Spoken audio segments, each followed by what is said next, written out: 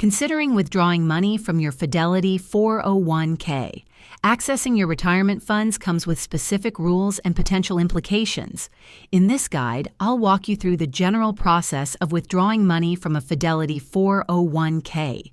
Before initiating any withdrawal, it's crucial to understand the rules. Generally, 401k withdrawals are only allowed under specific circumstances, such as retirement, termination of employment, or a qualified hardship. Early withdrawals, before age 59 and a half, often incur a 10% penalty plus income taxes. To start, log in to your Fidelity retirement account online or contact their customer service. Navigate to your 401k plan and look for withdrawals or distributions. You'll need to select the reason for your withdrawal. Finally, complete the necessary paperwork and provide any required documentation to prove your eligibility.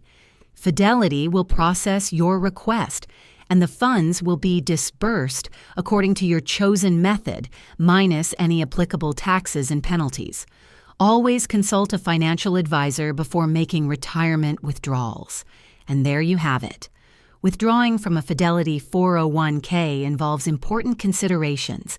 If this video was helpful, give it a thumbs up and subscribe for more tips.